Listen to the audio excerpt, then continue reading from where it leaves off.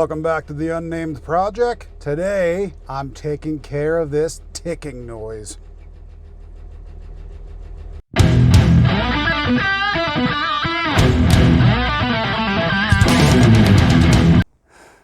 Now, hey guys, geez, welcome back. I'm really happy you tuned in again. If this is the first time you're up here, this is the Unnamed Project channel. The little project that we got going on right now is this 65 Ford. Love this car. I know a lot of people give it some flack, but you know what? Oh, doesn't matter. And in the previous episodes, actually, we were building up converting a little 3.8 V6 from injection to carbureted, so it'll be a little bit easier to fit into this, right? So we're gonna be moving ahead with this.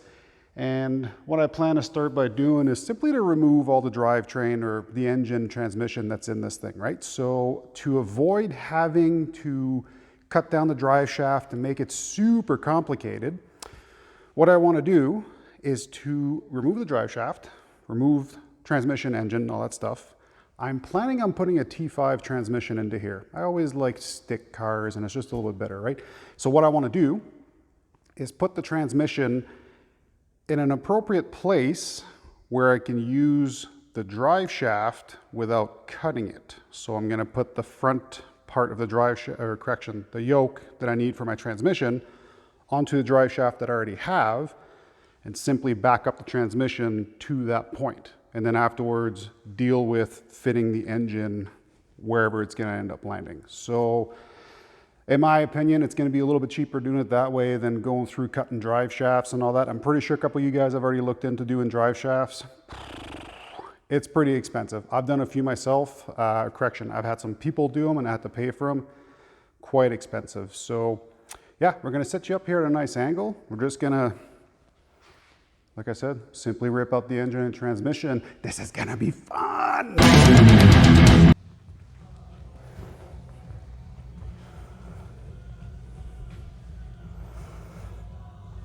Yeah, man, you know what? I'll let you deal with this. No. I'll let you deal with this. All right, you got this? Okay. All right, bud. You believe this guy? All right, so quite simply here, I'm gonna take the hood off, take every bolt that is not needed, and we're gonna lift some stuff, and then hopefully all just comes flying out. That's how that works, right? I think so.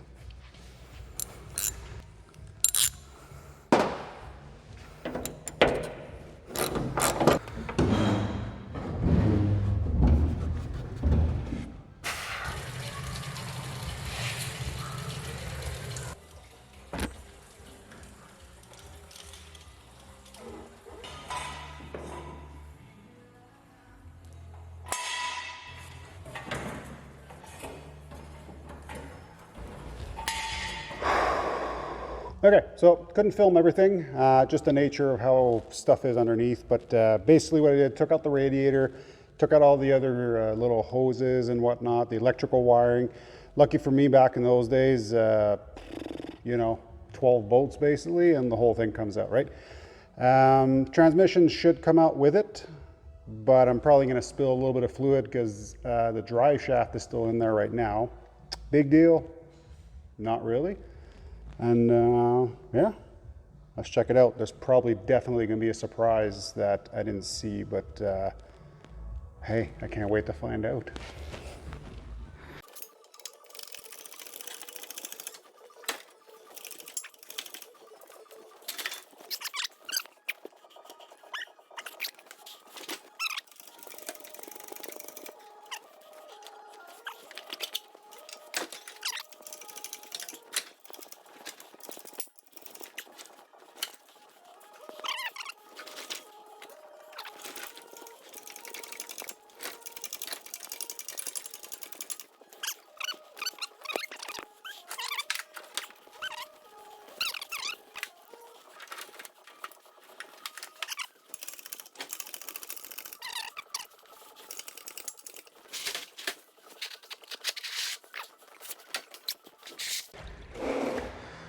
Shoo-wee.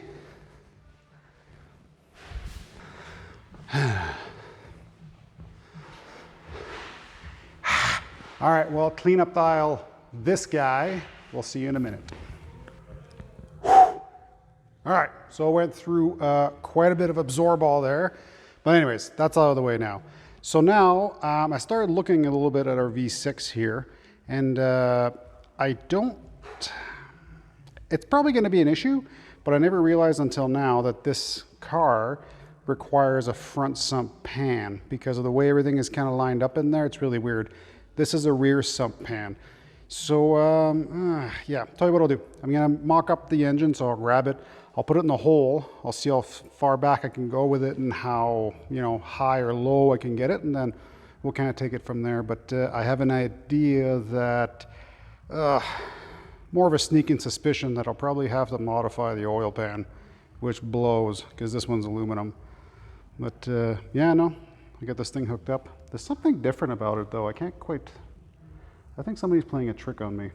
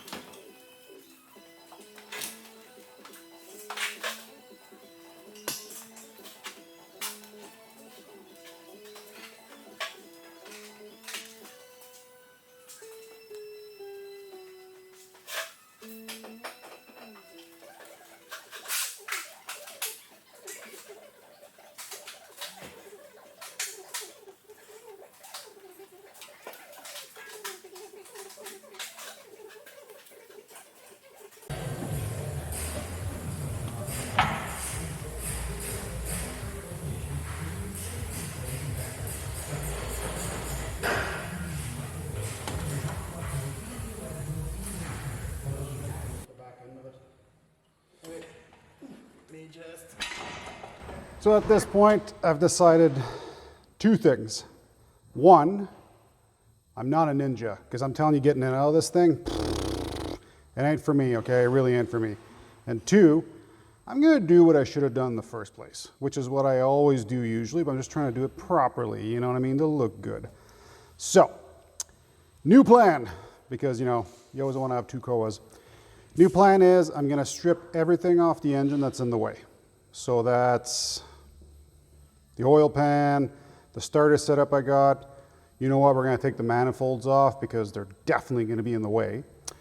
And basically just take the transmission we got here, we're gonna mount it up to the engine, and then I'm gonna slide the whole assembly in there. And I'm gonna find out, you know what, this is where it likes to live. When I find where it likes to live, then I'm gonna start taking some measurements, start slicing like sliced cheese on toast here on top of this oil pan. This oil pan's gonna lose so much weight. So there's gonna be a couple more issues at that point, but you know what? It's all good. Abandon all hope, ye who enters. We're gonna make it work though. We are gonna make it work.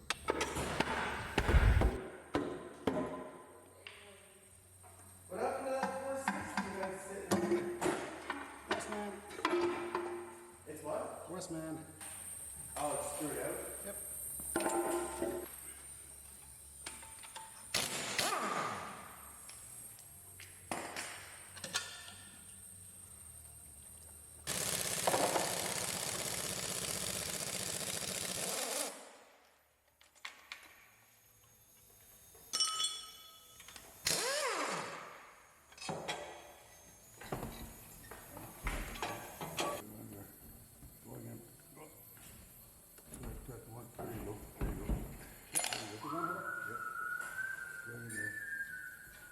Okay, can you drop a bit faster? All right, so as we can see, it's the second most greasiest environment in the world here, but I have to work there. So like I mentioned earlier, we have to back up the transmission just a little bit. Just the nature of how it worked. If I had it where I wanted to, unfortunately I wouldn't have had any oil pan left. So not necessarily the greatest, but luckily we just have to shorten the shaft, but that is way a future project. But in your near future for you guys, you lucky devils. So what I'm working on here is I need to support the transmission, right? I apologize if you can't see it too much. There's a lot of stuff going on here, but transmission coming here, right? The original cross member was right there I have it next to me here. I had to clean it 7 times because, of course, all the grease that could possibly leak has leaked and stuck onto the cross member. You guys know what I'm talking about. So yeah, basically I have to try to find out how far I have to modify this thing to be able to fit it with the factory mount on this, right? There's a bit of a hump on this one, this one being a manual transmission instead of an automatic transmission. Obviously, everything's gonna be in the way. So we'll try doing our first test fitting with the cross member here and see how bad it looks. The cross member doubles as the park brake cable or park brake lever mount, I guess. So it is actually kind of important. All right, so one of them goes there. Okay, so yeah, you know what, guys? Like I expected, nothing fits. Not the end of the world. So I think what I'll do, just for simplicity here. Oh, that might actually be a little better. Interesting.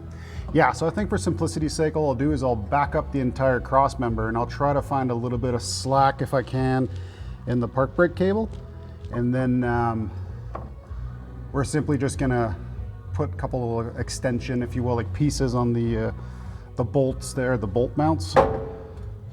So something kind of, I don't know if you guys can see it here, but kind of like this, right? So should be fairly simplistic. So what I'll do now is I'm gonna get the cross member rubber mount bolted onto this and then bolted onto the transmission, and then I'll use the transmission to, you know, in a nutshell, hold this part while I take my measurements. So stay tuned for that. All right, between 2 little jobs here, had to take a little break. Ridiculously hot in here. Not sponsored.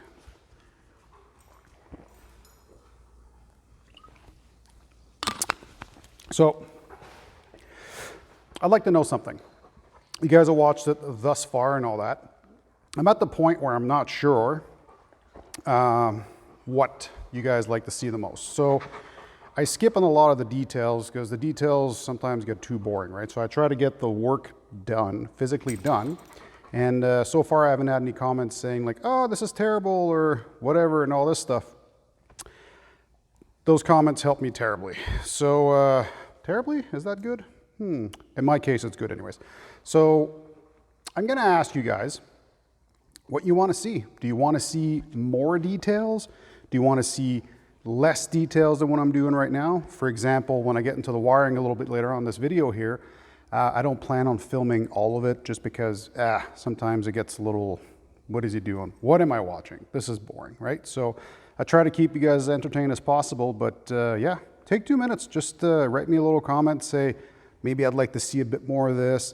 How did you do this thing or whatever, right? So if I find enough interest into this, I can slow down a little bit, take more time to explain the little details, or the other way around, skip the details even more and just keep going with the actual work and get the progress done, right? So yeah, take 2 minutes here. Remember, drink some water. It is stupidly hot out here. Probably where you are too. Whatever. And let's keep going with the show.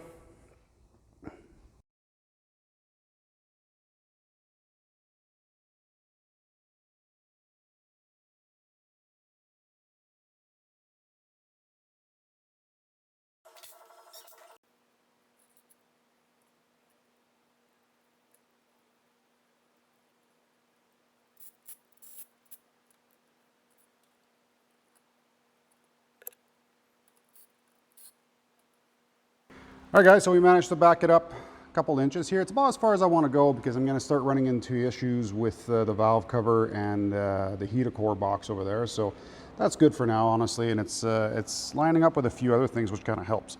So I still have plenty of clearance here for the oil pump.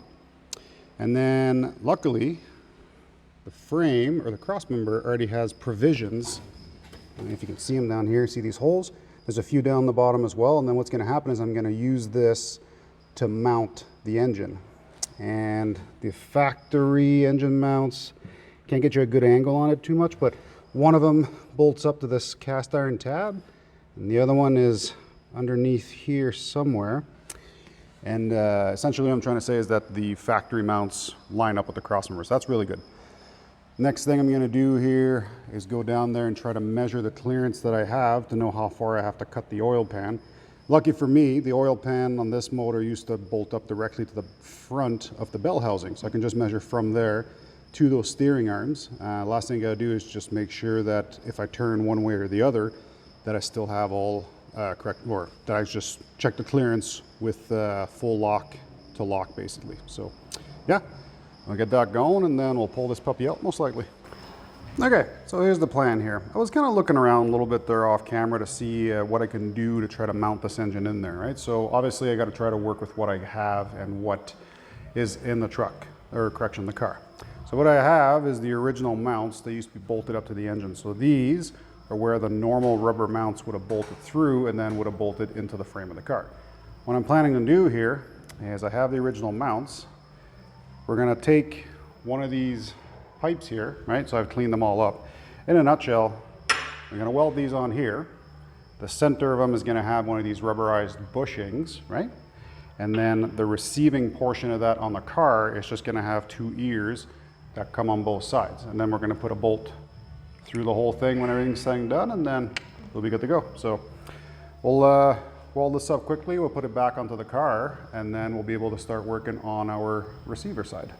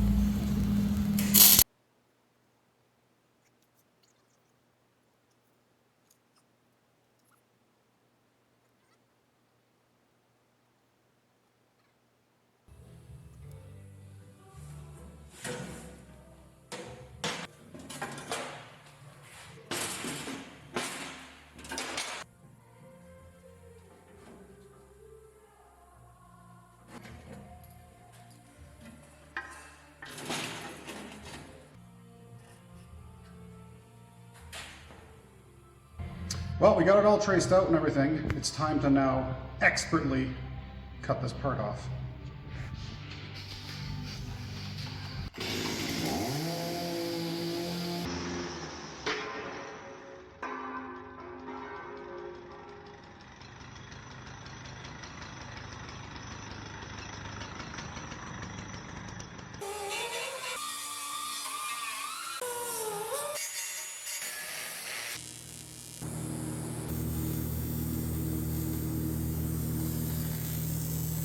Many unbearable hours later.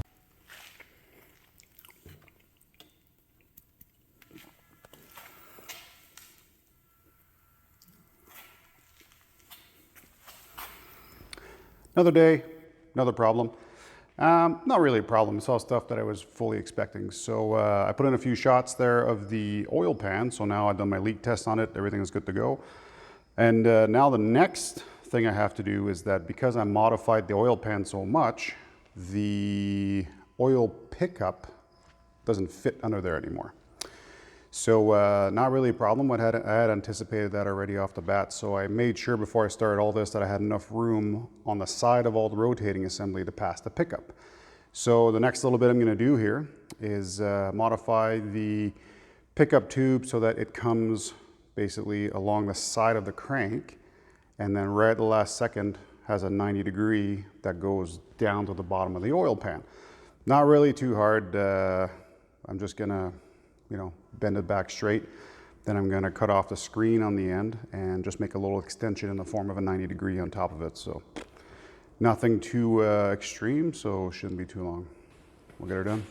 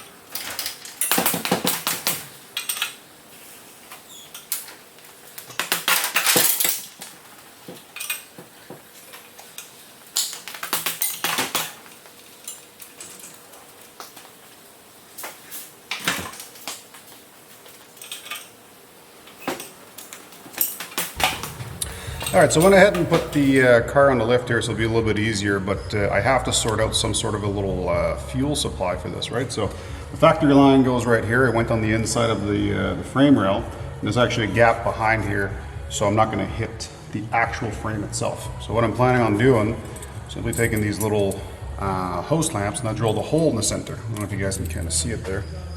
Yeah, there you go. Then I'm gonna put 2 hose clamps right there with self-tappers in the center, and I'm gonna put my fuel pump inside of it, and then just grind off the heads of the self-tappers a little bit, put the pump in there, tighten it back up, and there you go. All that'll be sorted out. Then afterwards, the only thing I'll have left to do will be to connect my ignition power supply to the pump supply, so when the ignition turns on, the pump turns on. Then a little regulator and all that stuff. I got quite a bit left to do, don't I? Jeez.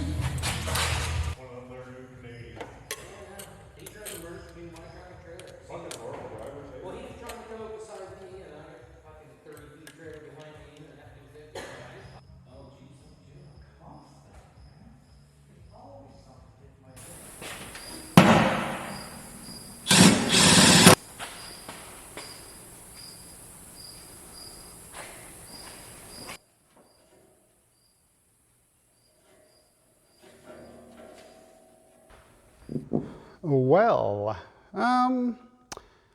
we're at the point, I think, where everything kind of works. So I've reinstalled the ignition leads. Actually, I got some proper ones this time. They're used different colors. Are they going to work?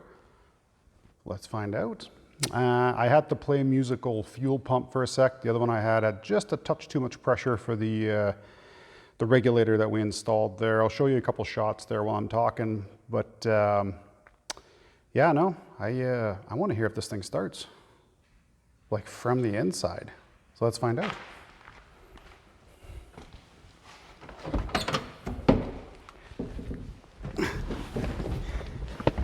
Ninja! Also, I dumped like a gallon of fuel in the intake, so it should start pretty easy.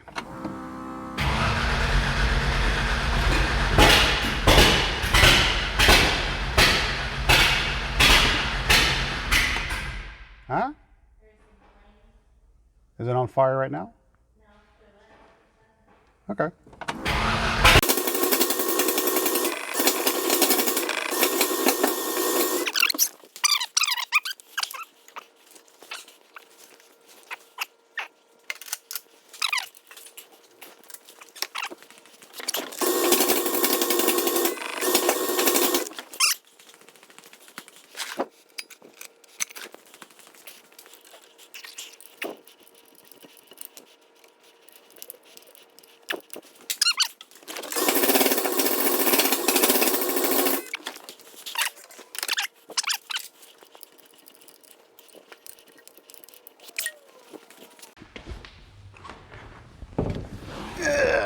All right, 17th charm, something like that.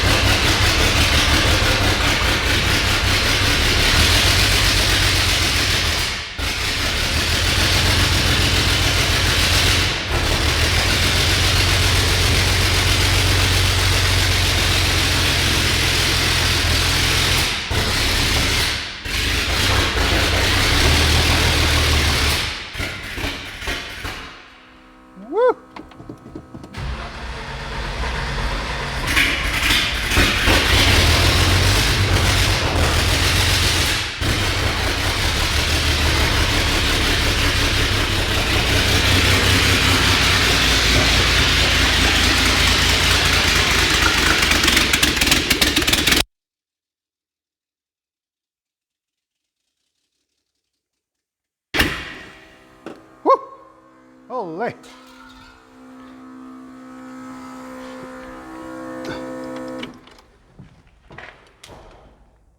That's terrible.